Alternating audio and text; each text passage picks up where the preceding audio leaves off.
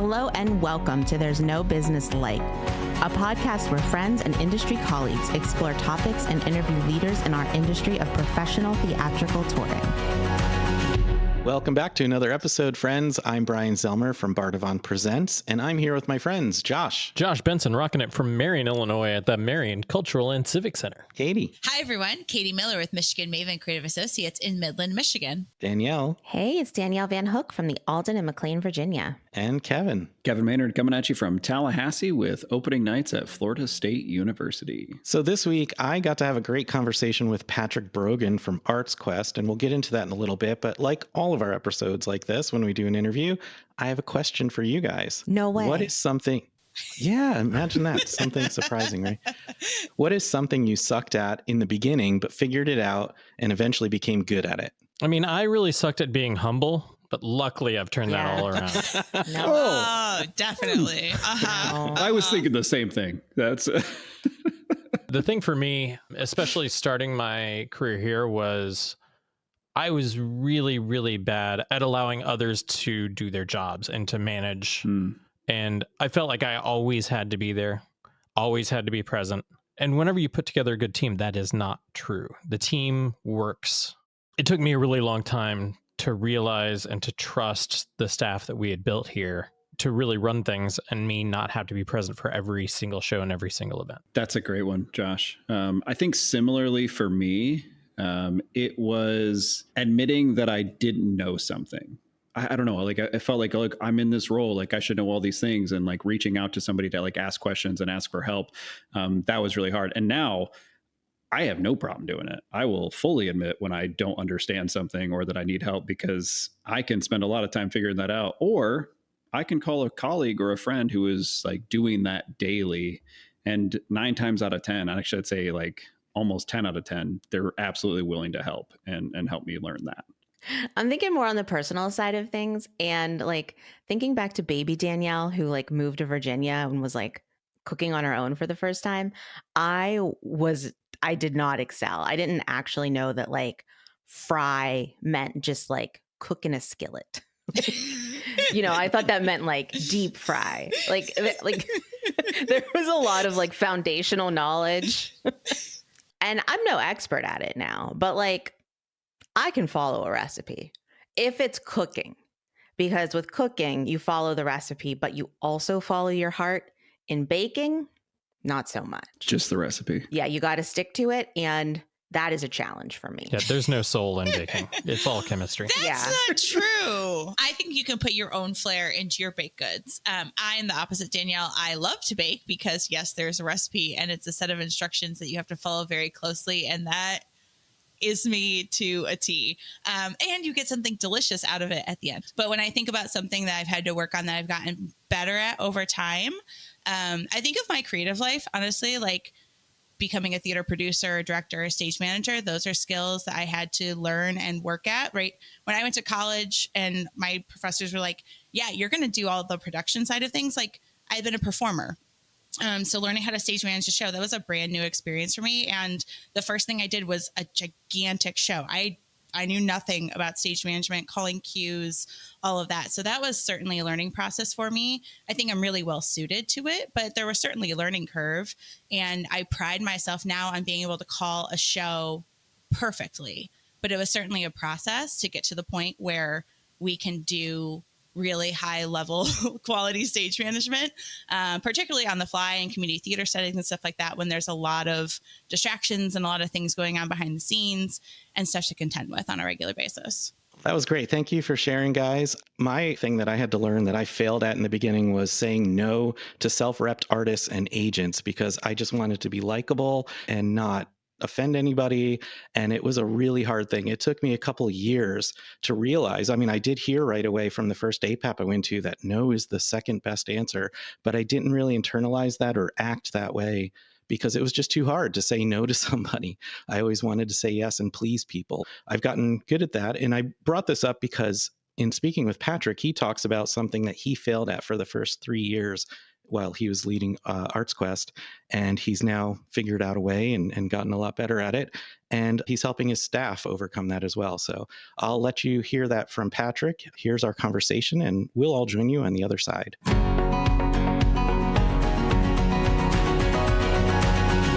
Hi, I'm Patrick Brogan, Chief Programming Officer for Arts Quest in Bethlehem, Pennsylvania. Hey, Patrick, thanks for joining us today, and I appreciate you sitting down with me.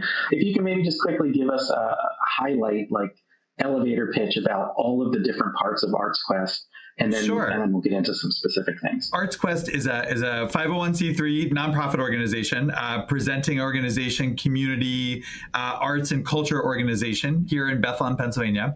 We began by producing Music Fest, creating Music Fest. We might talk a little bit about that. Music Fest is an 11-day, 16-stage, 450 plus performers from all over the world music festival.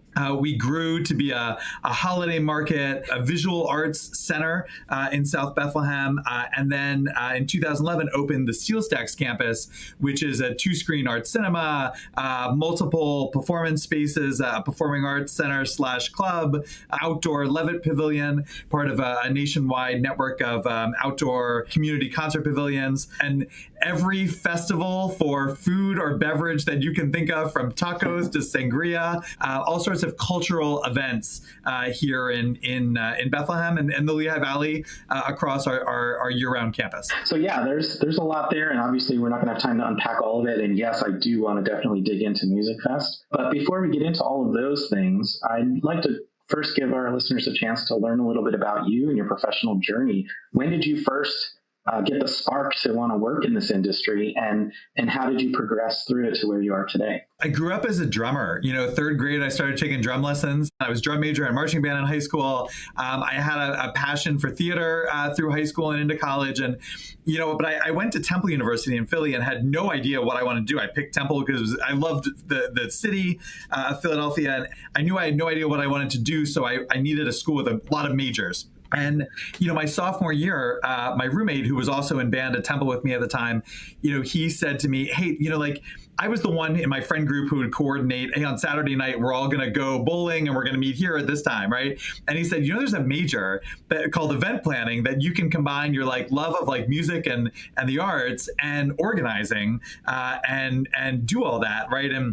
And so that led me to be a tourism and hospitality management major at Temple University, led to a lot of internship opportunities from the Philadelphia Orchestra to the Philadelphia Phillies and across the industry.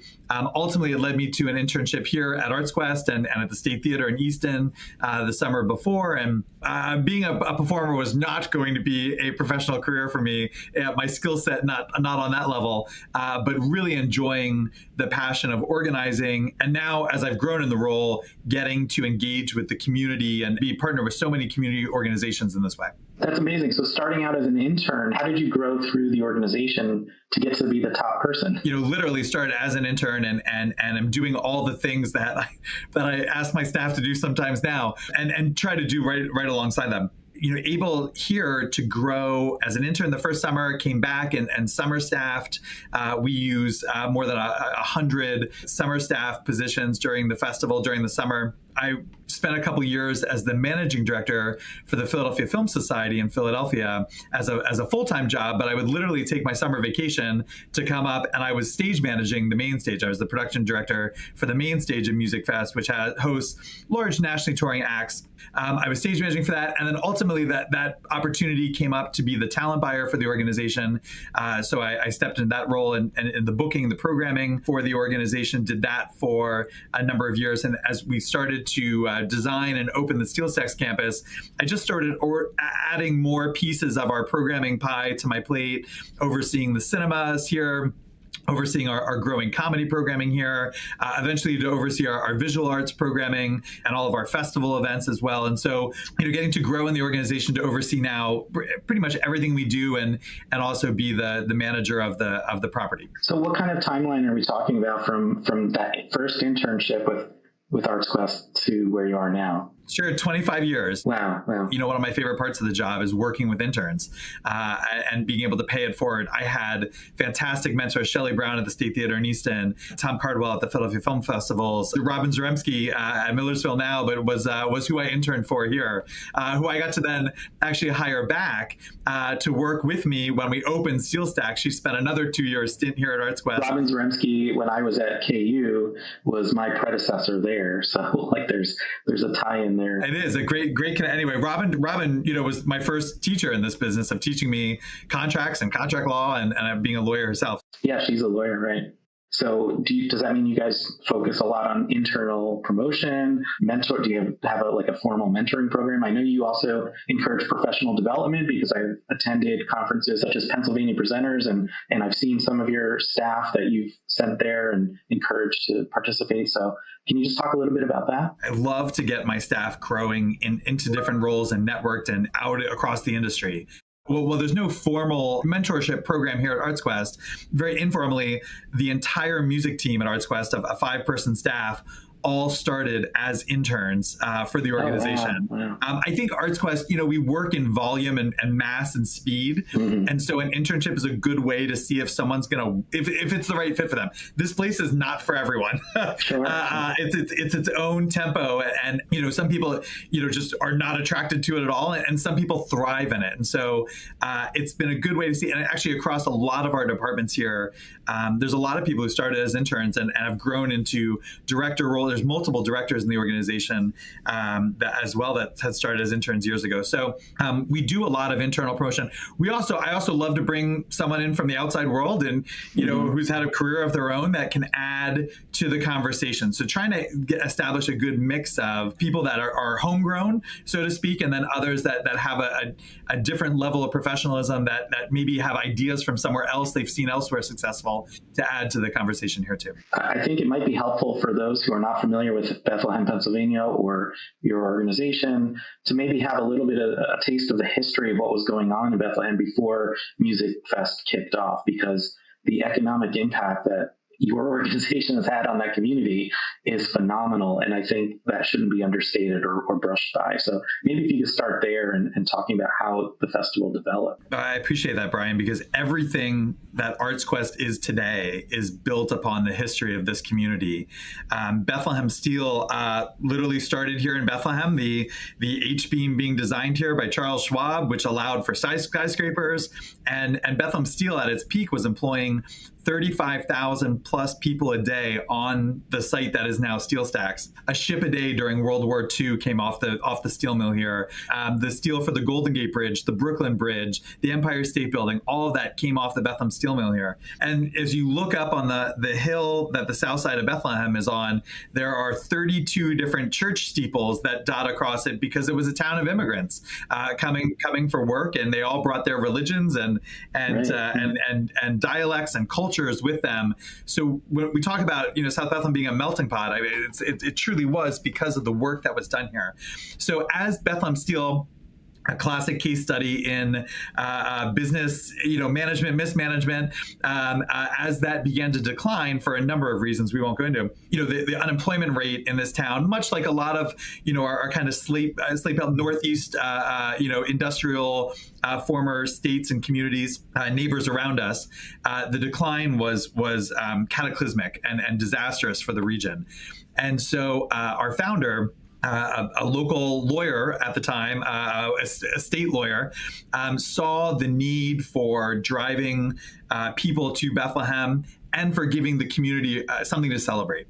And so he based this idea, and the first very ambitious music fest was a 9-day, 6-stage, all free to the public throughout the downtown, with the idea to drive folks to downtown Bethlehem and get them to shop in the shops and see the restaurants. And on a main street that was completely failing, here was a reason to give shop owners hope. And really, again, the whole central conceit of this organization was to drive the local economy with this music festival. And so it took off, almost 200,000 people on those first 9 days.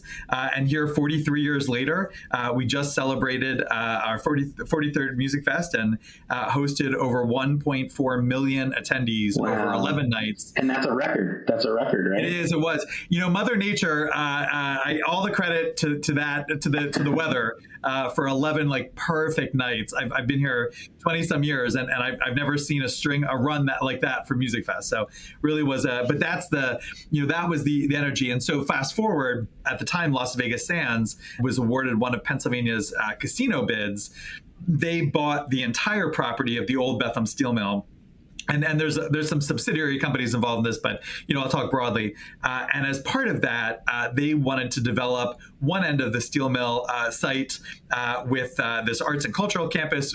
They gave us some property here. They gave the city property across the street from the Arts Quest Center to be the Levitt Pavilion, which we have a management agreement with.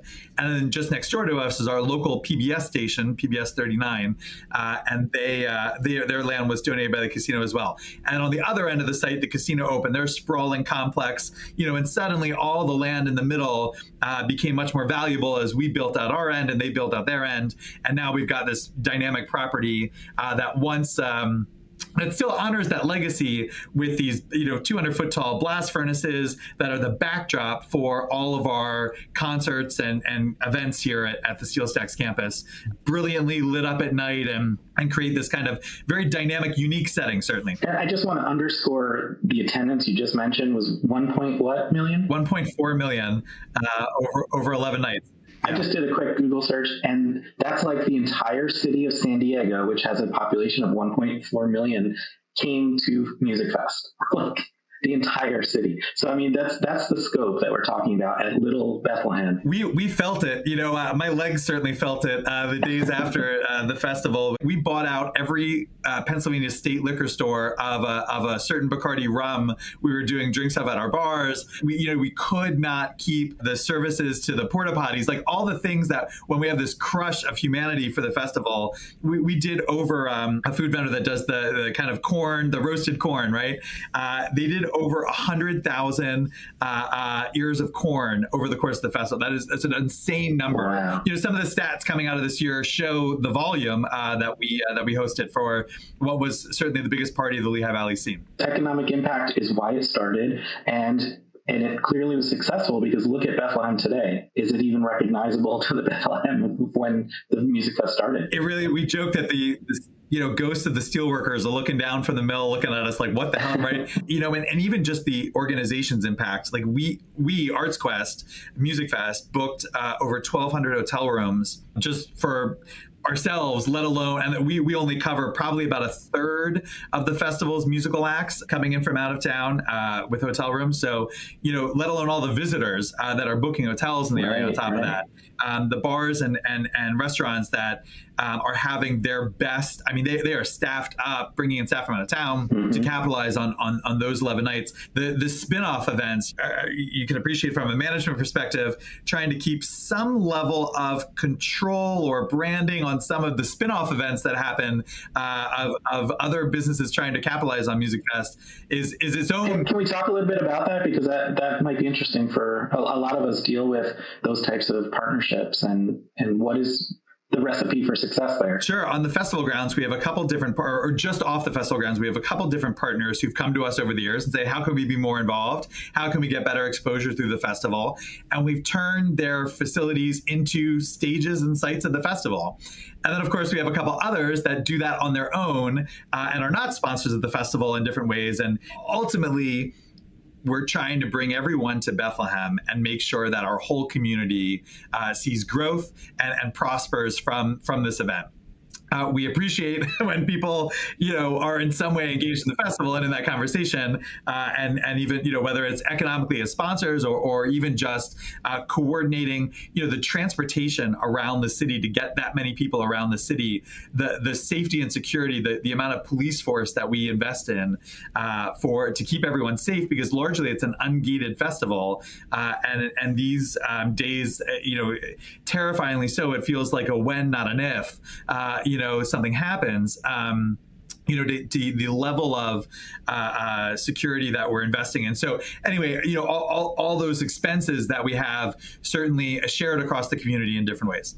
Looking at how much staff you have to have for the summer, what portion of your staff, like what's the size of your staff throughout the year? And then where do you get all that extra staff from? Like, what are the numbers that you need to gear up for in the summer, including, I know you get a ton of volunteers too. Can you just speak to that? Sure. So Arts Quest is a full-time staff of 80 individuals year round. We have upwards of another 80 year-round part-time staff for the organization. In the summer, we add about 200 summer temporary positions, and the swell is through Music Fest, though, as I mentioned, we have all of these other festivals and events kind of occurring on the Steel Stacks campus all summer long that we use a lot of staff for as well. But that peak at Music Fest of 200 additional seasonal temporary staff, we love college students and teachers. I was going to ask, where do you get 200 people? Yeah, I've done a lot of hiring over my career, and it's like sometimes it's hard to get one or two people, but to get 200 for an 11-day event, and I'm sure they're there more than 11 days. But sure. Well, I'll give a very finite or a very specific example. I have a friend who's a teacher in a high school. Who takes, that he's off in the summer. And so 11 nights of bartending, the tips that he makes from a festival like this year's paid for his family summer vacation, right? So we love teachers because they're, generally speaking, responsible, thoughtful people who are looking out for everyone's, welfare in general. Anyway, so we love hiring teachers in the summer. And then you mentioned volunteers. So Music Fest this year used over 1,200 different community members as volunteers, filling more than 5,000 shifts. And delivering what would be, if it were paid at just minimum wage, over $2 million worth of labor to the festival that's a volunteer. And we had 13 individuals who have volunteered all 40 some years of Music Fest. They've been at every single one. And the pride that this community takes in the festival, in particular, what we do at Arts Quest all year long certainly requires a lot of volunteers that are with us all year, much like a lot of our colleagues across the industry. But, Music Fest has this special sense of pride the community comes out for. And whether it's a corporate group of volunteers coming out for one night of the festival, or whether it's, the same site supervisor who's at the same site every single night and has been there for decades to guide, that property and the festival, that we couldn't do it without them. It's humbling as a staff member. I get paid to do that. I get, handsomely compensated to be able to do what I do here. It is so humbling and beautiful. It makes me work that much harder, right? It's where I draw my passion and energy from. If these people are doing it, out of pride and love of it, I certainly can bring 110% every day too. Definitely. Oh, that's amazing. And so how many people do you have managing, scheduling, overseeing all of these volunteers? Because that's a massive amount, 1,200. Yeah, it's a 2.5 person department year round to manage volunteers, and beyond the 1,200 for Music Fest, the Levitt Pavilion here, 50 concerts this summer, is using between 6 and a dozen every single night that it's up. Our club is up over 100 nights a year with concerts, again, using another 6 to 15, depending on the show there. And our movie theaters are open every single day. So we have volunteers in this building every day as ushers at the movie theater. And that being welcomed to the movies here is its own experience. It's certainly different than going into and no disrespect to them, but a teenager and a chain brand, right? Barely, off their phone, versus someone who's giving their time and wants to be here and literally is excited to welcome you to see the experience here is its own brand that we've been able to have the community help us build here. We should probably touch on what Levitt Pavilion is, because it's not the only Levitt Pavilion in the country, and some people might have heard that name. Can you just give a little background to that?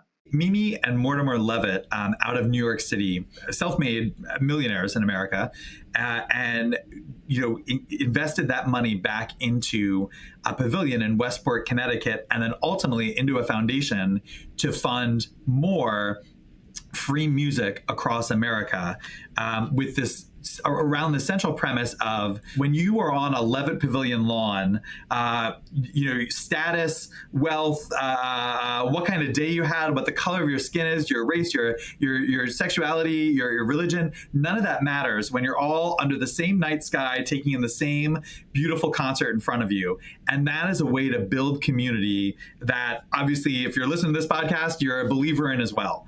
And so their ability to take their funds and invest in that.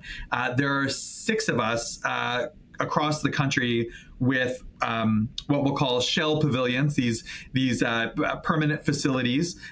Here in Bethlehem, there's one in Dayton, Ohio, Sioux Falls, South Dakota, Denver, Colorado, Arlington, Texas, and Los Angeles, California. And then Westport, Connecticut still exists. And there have been some others that have come and gone from the network over the years.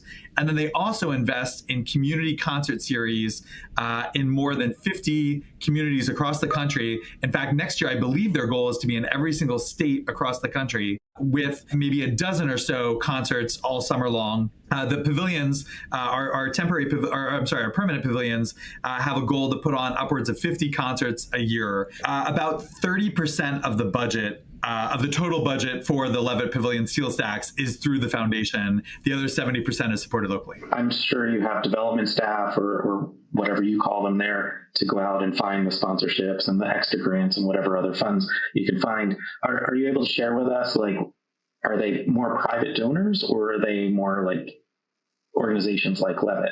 Sure. No, it's in terms of ArtsQuest. So ArtsQuest, I'll speak globally across ArtsQuest, is about a $35 million budget.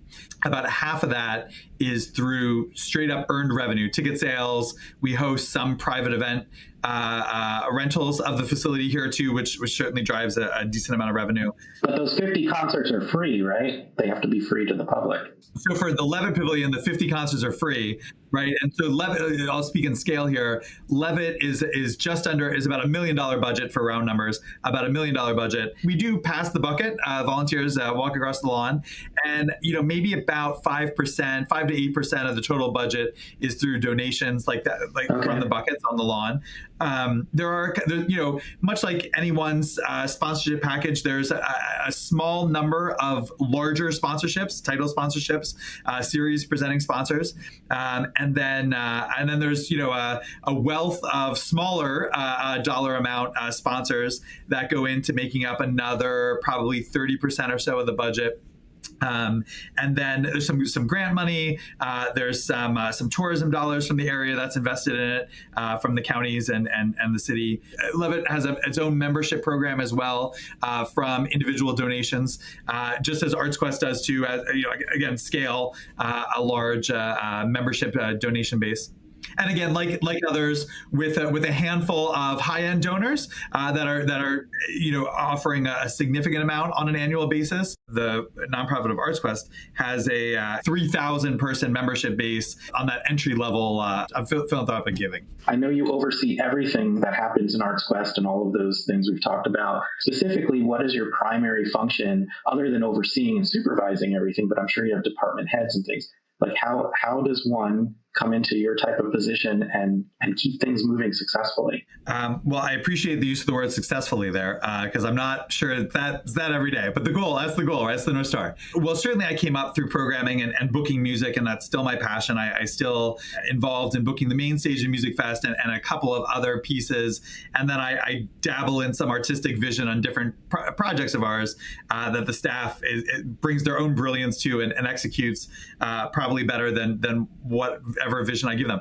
I feel like it's a lot of driving the teams towards success, and success is different in different areas. We have a whole area of the business that is an after school program for disadvantaged youth and working in our arts facility here, and so that success there looks a lot different than success on our performing arts club room. It's a little bit of both, and so versus the main stage of Music Fest, which truly is a business. It's a how can we turn a profit-based business there. I oversee our food and beverage team for the campus, and again, that's a team that is driven by revenue as success.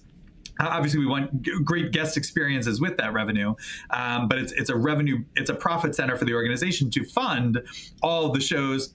More than 50% of what we do here is free to the public. And so to get, driving other areas of the business towards the highest revenue possible in order to support all these other free, more mission-based stuff that we're doing with the community is a big part of my day-to-day. Mm-hmm. So a lot of meetings, I'm guessing. A lot of meetings. If we look at it on a schedule, it's probably primarily sure, yeah. meetings. Oh, my calendar's a mess, right? And then I try to add in, I have 3 kids, 3 teenagers right now. So yes, how do you balance the as they talk about the work-life balance, or however you want to term that? And it certainly in the first couple of years that SteelStack was open, I failed at any sort of personal balance. And just anecdotally, my oldest rather, I like to play basketball. I played some basketball growing up, and my oldest is a great basketball player. And he wanted me to coach his team in 2nd grade. And so, and I was working with another parent, and we were like, when are we going to do practices? And the other parent was like, how about Friday nights? And I thought, oh my gosh, there's no way I can do Friday nights as practices. But I thought, no, this is an opportunity. Like we have a tremendous team of staff here at Arts Quest. And so here's an opportunity for me to step away, let them shine and do what they're great at, and get me out of their hair. And buy back some time with my family, right? And so anyway, I ended up coaching all 3 of my kids all the way through middle school. They're in high school now, so they have real coaches and are finding actual success on a court. But they also, to get to see that, host them and their friends for, Megan Maroney we had at Music Fest this year, and I have 2 daughters. And so, man, if they weren't, popular in their friend group, to get great tickets for Megan Maroney this summer, so to be able to have them be a part of that too, but also show them, they see the work that goes into it, the sacrifice that goes into it. Right. My whole staff are occasionally, I'm sure they feel like part-time babysitters as my children have grown up here at SteelStacks. For them to get to see and appreciate what goes into our entire industry, what everyone listening to this podcast probably, is sacrificing for every day, has been a gift to them that I think they'll realize as they mature. Yeah, so you having that experience of those, the way you described those first 3 years of failing in keeping that balance and then learning from that and finding ways to make it more of a priority, how do you then turn that outward to how you help your staff do the same thing? Because in this industry, it's really difficult because we're working when everyone else is playing, and so that creates its own challenges too. Perfectly said, and striving for that balance and is something that we as a management team here at Arts Quest talk about all the time. We have a great staff, and we want to keep a great staff. Yes. And so, to keep them, we got to keep them healthy and happy and engaged and challenged, but also with I'm sure they would be comfortable with me talking about. I have several young women on my staff who, at some point in time in the next decade, are I know aspiring to be parents themselves, and so making sure that they're set up for success, and both in staffing levels behind them, feeling supported by top down and bottom up, that there's a team around them. And it just took us some time to figure that out here at SteelStacks across the whole board, not specific to me or my role. It was a whole, even the business itself. SteelStacks is looked at as this great success right now, and 15 years in, it certainly has become that.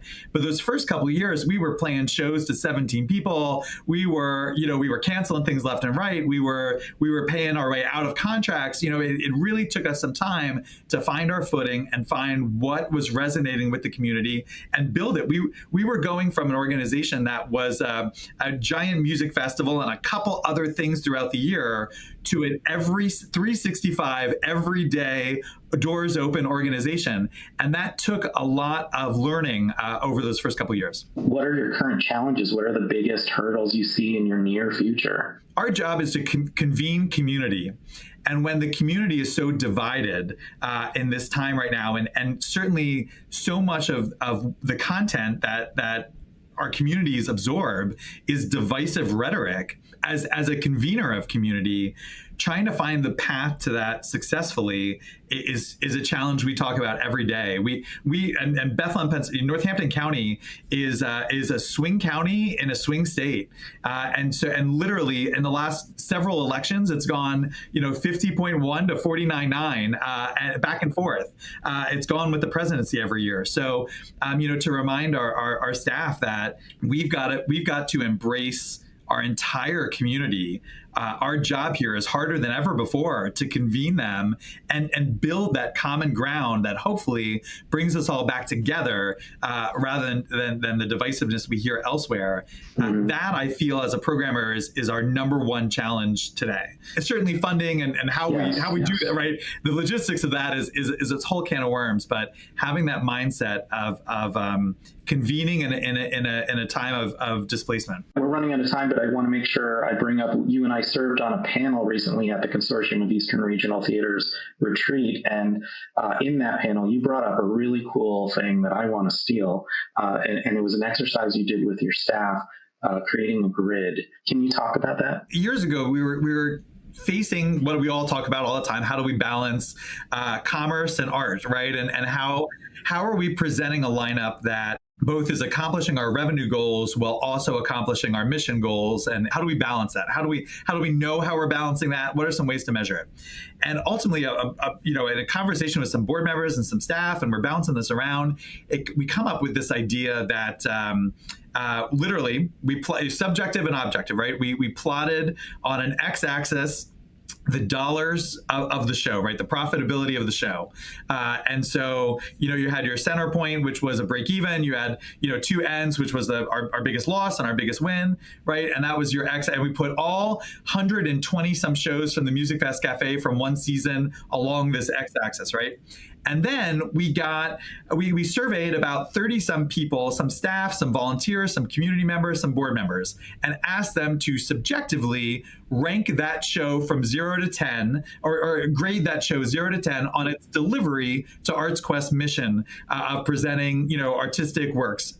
And so, I'll make an extreme example here, but kind of a schlocky local band that we do because we have to do. They were rated like a 1 or a 2, right? And then like a Wynton Marsalis show was like a 9, or right. So just to give that scale, so that was our y-axis then, right? And so now we assigned every show a point on an x-axis and a y-axis, and we suddenly get a grid that has these 4 quadrants, right? And we started to say, okay, we want to target shows that are in this quadrant that's the high profit, high mission, right? And we want to not do shows at all. We want to stay entirely out of the low mission, low dollar, right? And so then we drew a slanting line through the grid to say, we need to do these shows that are high dollar, lower mission, so we can afford the lower dollar, higher mission shows on the other end of that, slant across the grid. So, just as a way to combine these subjective and objective pieces of what we do into one visual. Yeah, I love that. And it brings a balance of what you need to do and what is helping you get there. And it kind of visually tells our staff, we're doing this show so we can afford that show. And this is what success looks like because it combines both. It's a way for us all to align on, here's what we think. And certainly everyone might have their own disagreements in there. But when you get that many people engaged in the process that are all around the same table, ultimately you're going to agree on, here's what success looks like. I love that. And like I said, I'm stealing it. So Patrick, we have a time machine, and I'd like to bring you back real quick when you finished your internship with ArtsQuest.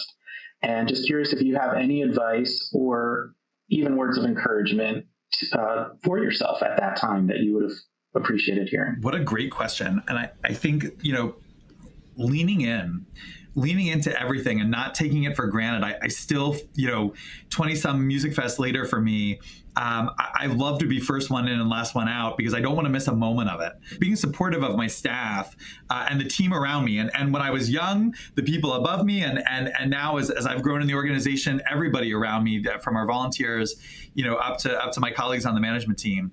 I think those pieces, these are the people, these are the teammates that you're going to be with, and that you're going to find success with, and also who are going to console one another on our worst days, which we certainly have plenty of in this business. So, and then also, I certainly would go back in our early days of Steel Stacks and hire more staff. And here's one.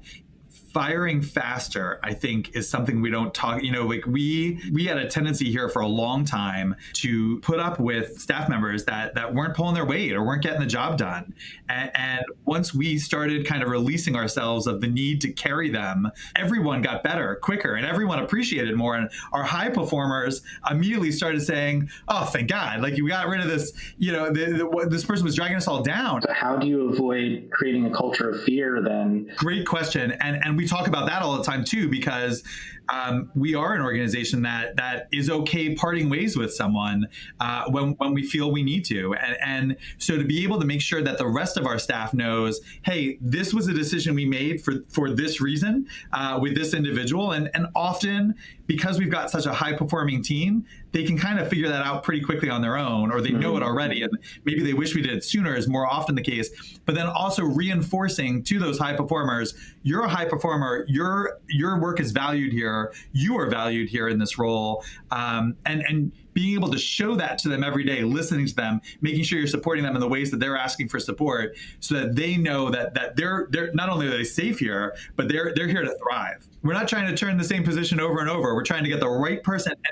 And we've done that in other times by waiting to hire. Like there are open positions sometimes that are, man, we'd love somebody in that tomorrow or yesterday, right? But by waiting 2 more months for the right person to come into the role, and then then they'll be there. They'll provide that stability for well into the future. That's a way to create the stable environment. I love that. We have to run, but I always ask this question last. What is your favorite thing about working in this industry today? Getting to be a part of these memorable moments that people will carry with them for their entire lives, and knowing you had a hand in creating that in some way, shape, or form. And they'll never know who I am, right? But we're all behind the scenes in these roles. But knowing that, I'm seeing it with my teenage kids, that their friends are going to remember seeing some of these shows all their lives. We just had this street theater act in from the Netherlands for Music Fest, these 20-foot tall dinosaurs that roamed the streets of Bethlehem. Knowing the photos that people are going to have to say, oh, remember when this dinosaur was walking down Main Street in Bethlehem? That is what drives me, and that's what gives where I get the energy from, to know that we're bringing some hope and what I feel are true American values, to the community on a daily basis. Patrick, thank you so much for this time, and I look forward to talking to you some more down the road. Thanks for having me, Brian. I want to talk about how impressed I am with Music Fest and how it was started, and how they jumped all in from the very beginning with a 9-day, 6-stage music festival that's grown into this mammoth with 1.4 million attendees and 100,000 ears of corn, 1,200 room nights, and $2 million worth of volunteer hours at that event. Just wild. But the focus and the foresight to use that as a means to help fuel redevelopment of that community. It's really impressive that they've stuck with it all this time, and that it has completely redeveloped and rebuilt and exploded into this mammoth thing within this community.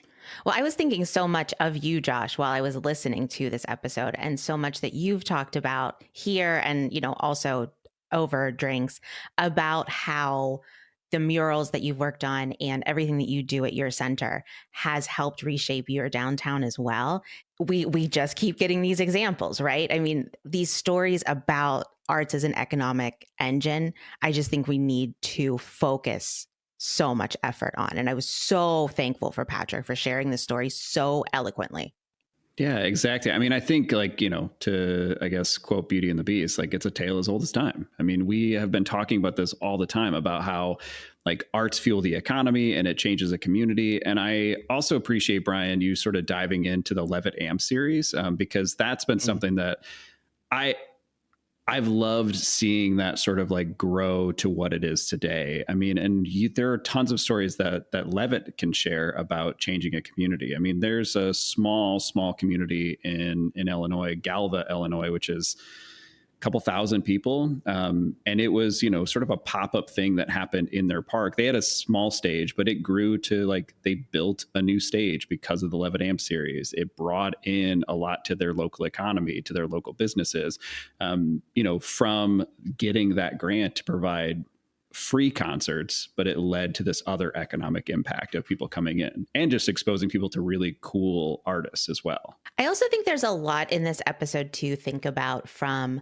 the steel stacks. Whenever we have things like that to leverage, then the redevelopment of something that, like, I grew up outside of Pittsburgh, like those steel mills are not attractive. I mean, it's a gorgeous site, right? And it's honoring the people who were there or have grandparents, I should say, that were there. I mean, because those stories were very prevalent to me as a child about the steel workers, and like preserving that heritage is something that really holds deep meaning, and making it beautiful and making it in this century where people want to go, I mean, is like an environmental win, but it also just like really tells the story of an area and makes people want to be there. I just love the imagination it takes to turn that sort of space into something beautiful and useful and so community focused. Like, I think it's just a great example of how we can take the legacy of something and flip it on its head and turn it into something else, and while still honoring that.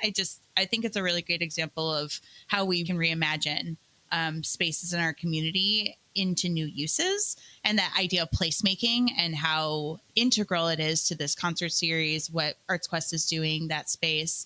Yeah, I think it's really cool. It's really inspiring. My head is blown when I think about the small city's worth of staff and volunteers that come for just those few weeks. I still can't get my head around it, even after talking to them. Like, that's just such a massive amount of people to make it work, and they do, and they're phenomenal at it. Well, and it's not like they just do programs for 11 days. Like, they've got year-round programs and like concerts and other venues almost every night. I mean, like when he started, I was like, oh, this is a great concert series that happens. And then he kept talking, and agreed, Brian, my mind was blown of just how much an organization can accomplish.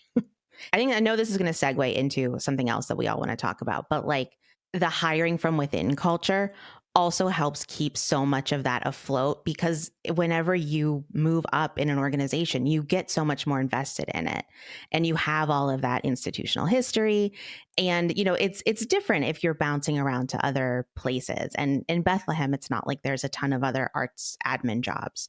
And, like building somebody's career in a way that they can move up in an organization, and that you could be starting there now, and the job that you might have in 30 years, the facility doesn't exist yet, right? Like, whenever you've got that kind of growth and that kind of people building mindset, you can build a stronger organization.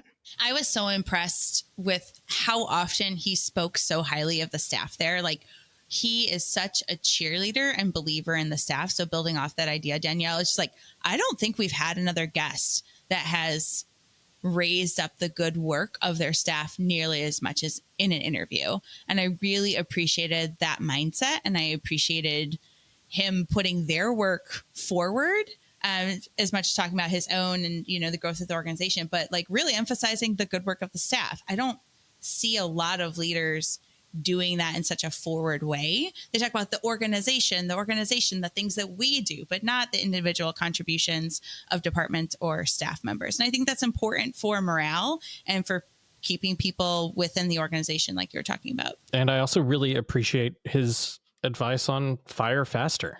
So true. It sounds counteractive to, talk about praising your staff and all this stuff and fire faster, but like the fastest way to ruin good staff members, it's to tolerate mediocrity and bad behaviors within other staff members without any correction or anything else or any management present. And so having that advice of fire faster is really, really great. And firing is hard. I mean, you're dealing with people's lives, with people's well-being. Like, it's hard to do, but at the same time, your job is to look out for both the organization and the overall staff culture, not necessarily individual staff members. And that is hard, as you mentioned. I mean, that's probably the second hardest thing I had to learn how to do. My favorite part was how he talked about the positioning graph that he did, the research graph, which is, if anyone's taken Marketing 101, that is the concept of positioning. And it's something that, you all know I have a marketing degree, and it's something I know very well, but it never occurred to me to try that exercise. And it's just so simple, but yet so important and effective. So I'm definitely doing that. And I really recommend everyone. I think it's a great exercise and can really help figure out where you are and match that with where you want to go, where your goals are and your mission. So Patrick talked about a lot of things in this. It was a really great conversation. There's so much more he could have talked about because the organization ArtsQuest is very large. So if you're not familiar with it, beyond just what you heard today, I do recommend checking it out because there's so many pieces to their puzzle. I really want to end this focusing on when Patrick was talking about the division we're all facing right now and how important our arts organizations are for bringing community together. The arts are a public good, and we have the power to bring us all together. So I think that's kind of our mandate at the moment. I want to thank Patrick again for sitting down with me. He's a very busy guy, and I really had a great conversation and learned a lot, not just about his organization, but again, just got some tools from it that I can bring to my work. So thank you all for tuning in, and we'll catch you next time. All right, everyone. Thanks for listening to There's No Business Like. Our producers and hosts are Brian Zelmer, Josh Benson, Kevin Maynard, Katie Miller, and me, Danielle Van Hook. Views expressed in this podcast are ours alone and are not reflective of the organizations we are a part of. Keep up with us at nobusinesslike.com. There you'll find links to all of our episodes and socials. If you like this podcast, give us a like, a follow, a review, or our favorite, a 5-star rating. Oh, wait, what was that site? I got it, don't worry. It is nobusinesslike.com. Do I sound out bus-I-ness every time I type it? Yep, sure do. Stay in touch, my friends. I'm gonna need an example. What were you frying? Well, I just didn't know it that, says like, fry this egg, just drop this in. Well, yeah, that's what I was doing. But like, I don't know. I was just like, yeah, I cook it on the skillet. Now I want to try deep fried eggs. Oh, I bet it's delicious. I've had an egg that was more or less deep fried in bacon fat. Oh yeah, it was good. It says a tablespoon of garlic, but what I put in is 5 tablespoons. Like that, like the appropriate. Like amount. once I tried to make some kind of bread with like, I don't know. I had to like substitute with 5 tablespoons of garlic. No, it was like, I think I just substituted like literally all the sugar for like applesauce or something. And I was like, I'm sure it'll be fine. And it was also like a gluten-free recipe. And spoiler, it was not fine. Spoiler, I made pudding.